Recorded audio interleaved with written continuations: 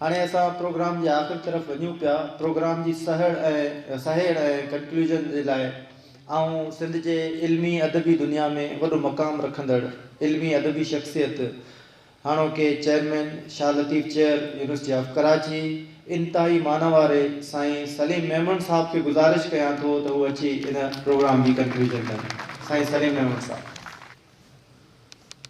Stage ते वेठल मौजूद हस्तियों ऐं मानाता महिमानों,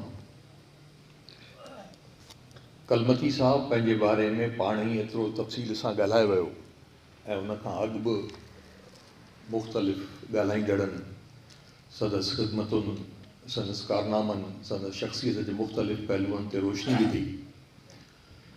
आख़िर में जेको ईंदो आहे उन ॻाल्हाइण लाइ कुझु कोन हूंदो आहे, पर मूं वटि ॿ ॻाल्हियूं आहिनि जेके मां तव्हां सां शेयर करणु चाहींदुसि।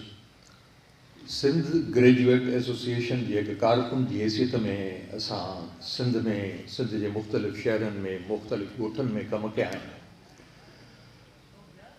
हिकिड़ो जेको बुनियादी फ़र्क़ु मूंखे नज़र आयो कराची जी बहिराड़ीअ में ऐं ॿियनि ज़िलनि ॿियनि शहरनि जे बहिराड़ियुनि में वॾो फ़र्क़ु आहे। कराची जे बहिराड़ीअ जी सुपर हाईवे जे हिन पासे नेशनल हाईवे जे ॿिन्ही पासे जेके ॻोठ आहिनि बलोचनि जा ऐं सिंधियुनि जा, मुख़्तलिफ़ ज़ातियुनि जा माण्हू रहनि था। के सिंधी था ॻाल्हाइनि, के बलोची था ॻाल्हाइनि, तमामु थोरा सराइकी बि ॻाल्हाइनि था। इन्हनि सभिनी में हिकिड़ो शऊर आहे। उन शऊर जे आधार ते उन्हनि जो पाण में एको आहे ऐं पाण में इतिहाद आहे। हिते वेठल घणा महिमान बलोची में पिया ॻाल्हाइनि, घणा सिंधी था ॻाल्हाइनि, पर उन्हनि में जेको एको ऐं इतिहाद आहे जेको मूं ॾिठो, उन में हितां जे कुझु वॾनि शख़्सियतुनि ऐं माण्हुनि जो बुनियादी किरदारु रहियो आहे, जंहिंमें रसूल बख्श वाढेलो ऐं कलमती साहब ऐं ॿियूं शख़्सियतूं शामिल आहिनि। मूं कॾहिं कोन ॿुधो त कराची जी बहिराड़ीअ में को तकरार थियो हुजे ॿिनि ज़ातियुनि जे माण्हुनि में, ॿिनि क़बीलनि जे माण्हुनि में। मूं कॾहिं कोन ॿुधो त कराचीअ जे बहिराड़ी जो माण्हू हिक ॿिए खां नफ़रत करे थो, पोइ उहो बलोची थो ॻाल्हाए या उहो सिंधी थो ॻाल्हाए। अॼोकी अख़बार मां पढ़ी आयो आहियां, ॿ ख़बरूं आहिनि उन में। हिकिड़ी ख़बर आहे त जाफ़री ऐं ओढो क़बीले जे विच में तकरार हो, जंहिंजो निबेरो महबूब बिजाराणी साहब कयो। 1,80,00,000 रुपयो ॾंढ विधो वियो ॿिन्ही धुरियुनि ते, जेके उहे भरे ॾींदियूं। ॿी ख़बर इहा आहे अख़बार जी त हिकिड़े नंढड़े नींगर सां कुझु अर्सो बदफ़ैली थी, उनजी बि जिरगो थियो ऐं उन जिरगे में माइटनि खे 10 लख रुपया मिलंदा। मूं कॾहिं कोन ॿुधो त मेमण ॻोठ में, गडाब में, गाजान खान ॻोठ में कॾहिं को अहिड़ो तकरार थियो हुजे ऐं अहिड़ी सूरत हाल पैदा थी हुजे। जाफ़री ऐं ओढो न त क़बीला आहिनि, न सिंध में एतिरे वॾे तइदाद में रहनि था जो उन्हनि खे असीं जाफ़री ऐं ओढो तकरार कोठियूं।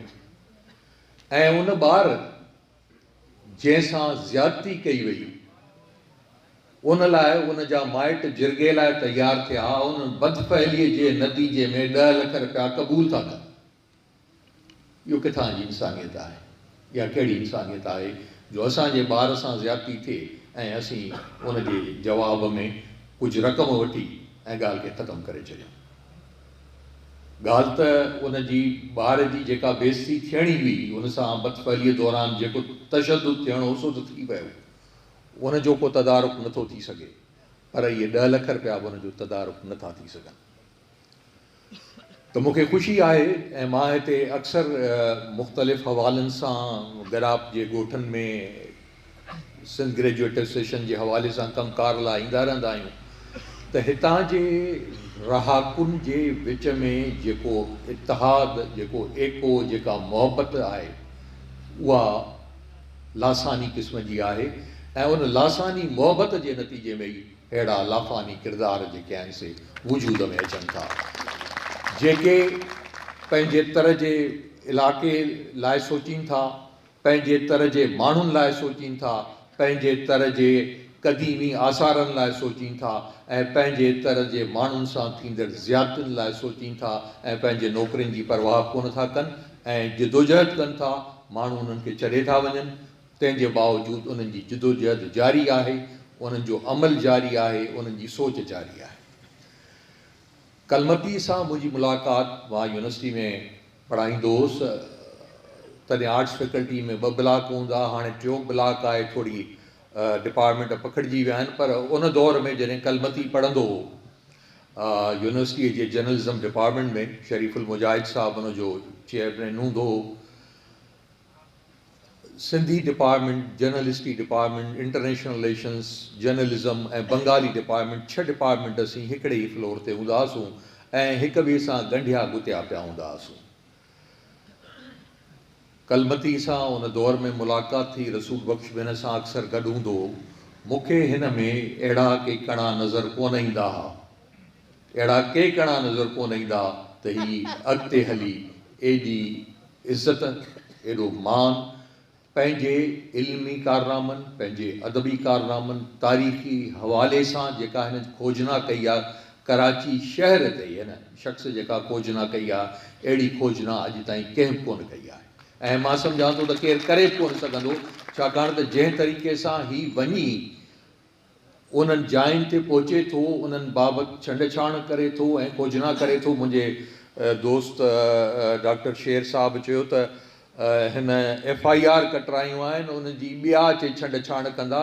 डॉक्टर साहिबु, कंहिं में इहो अफ़ाल कोन्हे जो हिन जे थियल कम ते का छंडछाण करे, हीउ पाण उनखे वधाए, हीउ पाण उनखे अॻिते वधाए, उन में के इज़ाफ़ा करे, के सुधारा करे, उहा हिकिड़ी ॿी ॻाल्हि आहे। बाक़ी जेका महिनत कलमती साहब कई आहे, अहिड़ी महिनत ॿियो केरु कोन करे सघंदो। ख़ालिक़ साहब नाराज़ थी पियो पालारी साहब जे घुर ते त हिनखे बि PhD जी डिग्री मिलणु घुरिजे, एज़ाज़ी डिग्री मिलणु घुरिजे, यकीनन मिलणु घुरिजे ऐं मिले थी ऐं इंशाअल्लाह 2-4 महीननि में ई जिन 3 यूनिवर्सिटियुनि जा नाला वरिता आहिनि, इतफ़ाक़ सां कराची यूनिवर्सिटी जी कन्वोकेशन ऑलरेडी तय थियल आहे, हफ़्ते खन में थियण वारी आहे। पर 3 यूनिवर्सिटियुनि मां इन खां पोइ जेको बि कन्वोकेशन थींदो उन में डॉक्टर साहब खे डिग्री मिलंदी ऐं डॉक्टर साहब इंशाअल्लाह डॉक्टर साहब थींदो। एज़ाज़ी डिग्रियूं मिलणु कंहिंजे कारनामनि खे, कंहिंजे कम खे मंझता ॾियणु आहे, उन में मां सम्झां थो त का बेइज़ती वारी ॻाल्हि कान्हे ऐं दुनिया में एज़ाज़ी डिग्रियूं मिलंदियूं रहंदियूं आहिनि ऐं जेको कमु कलमती साहब कयो आहे उहो यकीनन हिकु न अलाए केतिरनि PhD जे डिग्रियुनि जे बराबरि आहे। पर जेकॾहिं का डिग्री एज़ाज़ी साईंअ खे मिले थी त उहा संदसि उन कम जी मंझता आहे ऐं हिन तरह जे माण्हुनि जी मंझता आहे जेके जिन सां गॾिजी हिन उहे कम कया आहिनि। छाकाणि त उहो कमु अकेलो कलमती साहब पाण कोन कया आहिनि, पालारी साहब ऐं ॿिया दोस्त बि उन्हनि सां गॾु आहिनि। जीअं ॿुधाई त ॿियनि लाइ सहूलियतकार थी उन्हनि जे लाइ कमु कंदो रहियो। त जेको जज़्बो आहे हिन शख़्स में ऐं जेका नीयत आहे हिन शख़्स जी, उहा खेसि अञा बि अॻु भरो वठी वेंदी ऐं मूंखे ख़ुशी आहे त संदसि हिकिड़ो निहायती अहम किताबु जॾहिं मूं सां ज़िक्र कयईं, उनजो उनवान ई अहिड़ो जेको आहे सो उत्साहींदड़ आहे। मूं चयो इहो किताबु आउं छपींदुसि ऐं इहा ख़ुशकिस्मती आहे शाह लतीफ़ चेयर जी, जो शाह लतीफ़ जे हिकिड़े अहम किरदारु जंहिं ते शाह 5 सुर पूरा जेके आहिनि से लिखिया, उन किरदार जे सां जेका ज़्यादती थी उनखे जेको शाह साहब जंहिं तरीक़े सां ॻायो आहे उन खां मुतासिर थी हिननि ॿिन्ही जेको आहे सो इहो कमु कयो आहे। ऐं ससीअ जा 5 ऐं पेचरा यकीनन पंहिंजे नौइयत जो हिकिड़ो मुनफ़रिद तहक़ीक़ी ऐं खोजनाई कमु आहे जेको असीं छपींदासूं। इहो असां लाइ एज़ाज़ु आहे, साईं लाइ कोन्हे, असां लाइ एज़ाज़ु आहे। ॻाल्हियूं घणियूं करणियूं आहिनि पर माकअप पए पई, थधिकार घणी थी वई आहे। तव्हां सभिनी जी महिरबानी।